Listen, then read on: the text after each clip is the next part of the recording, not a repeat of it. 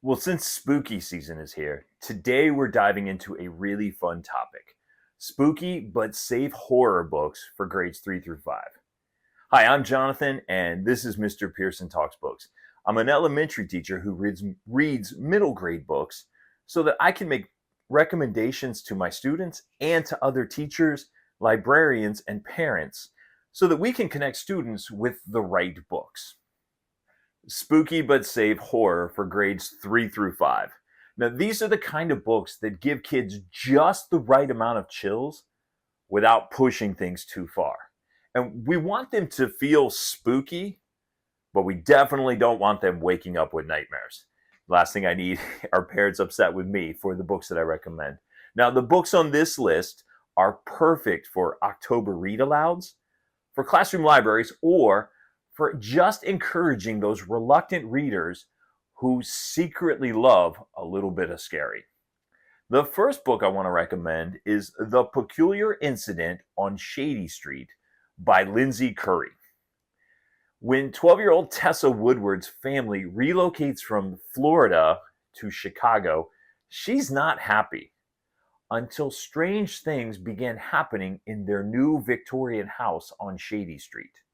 The lights start to flicker, mysterious drawings materialize in her sketchbook, and her little brother's ventriloquist dummy begins to weep. Tessa soon realizes she's connected to a century-old secret. There's someone or something that's trying to communicate.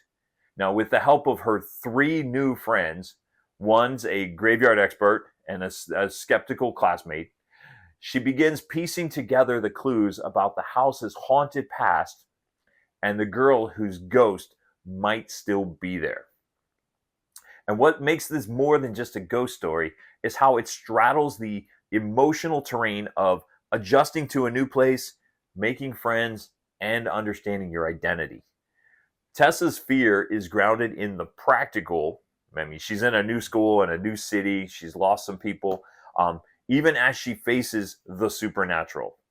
Chicago folklore, real cemetery settings, and a well-balanced pacing keep the tension alive without overwhelming young readers. The second book is Nightbooks by J.A. White. And this story is about Alex Mosher, who's always been drawn to creepy tales and writes them in what he calls his nightbooks. But one night, when he decides to destroy those notebooks because he wants to fit in, he ends up lured into a magical apartment that's owned by a witch. Now, he's trapped inside this apartment, and Alex discovers that he has no choice but to perform a story nightly. He must come up with a new, original, frightening story each evening or face dire consequences. And obviously, the pressure mounts. He befriends another captive named Yasmin, and together they try to outwit the witch, try saying that fast, and escape.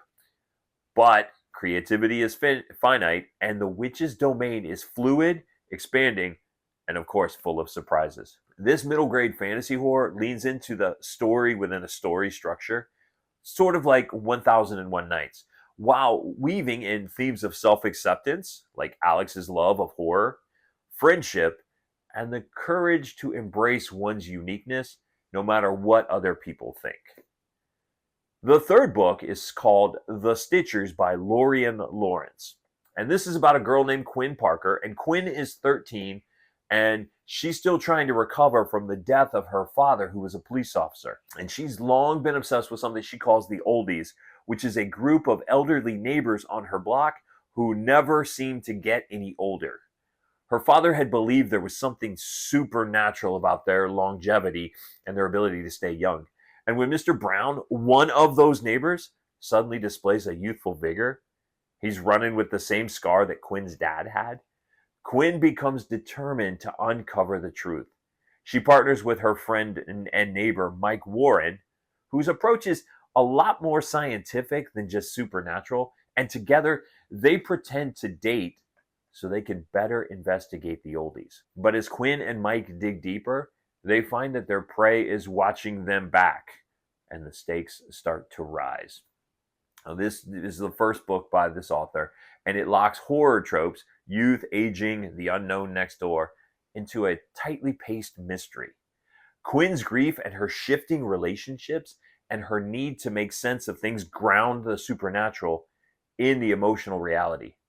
The covert team of kids against creepy adults, we see that a lot, is ripe for tension and moral questioning.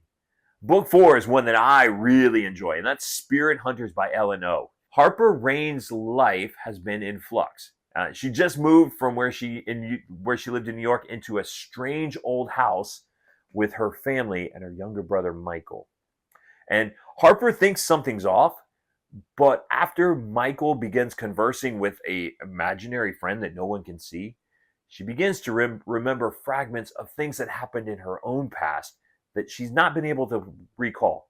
The house, it turns out, has a dark history, and it's kind of the center for a bunch of malevolent spirits. When one of those spirits tries to take over Michael, Harper must piece together clues, lean on new friendships, and confront family secrets. This middle grade horror balances chilling emotional moments with emotional stakes. There's tensions in the family. There's some identity because Harper is Korean American and people at school don't like that. And the idea that family can fracture when supernatural forces intrude. Harper's resilience, loyalty, and the quest for the truth carry the story forward without falling into helplessness tropes. And then finally, book number 5 on this list is Give Me Something Good to Eat by D.W. Gillespie. In this book, Pearl, in North Carolina, is a town that's obsessed with Halloween. Lights, costumes, candy, spooky stuff, but it harbors a sinister annual ritual. Every October 31st, a child disappears, and everyone forgets him, except for one boy named Mason. This year, it's his sister Meg that goes missing, and that's when Mason realizes she's been pulled into the Underpearl, a dark mirror of his world that's ruled by monsters and an evil witch. Enlisting his friends, Mason must navigate the sinister realms, face creatures from a giant scarecrow to zombie-like beings, and unravel the curse that has haunted Pearl for generations. Now, the great thing about this book is that the world building is top-notch.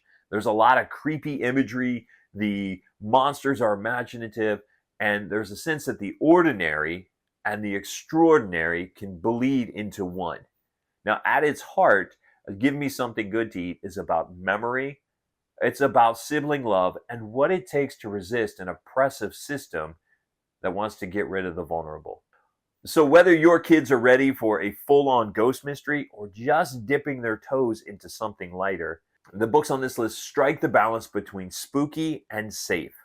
Now, I'd love to hear in the comments, which spooky books do you or your students or your kids enjoy the most? Now, don't forget to like this video and share it with someone, and subscribe for more book recommendations for grades 3 through 6.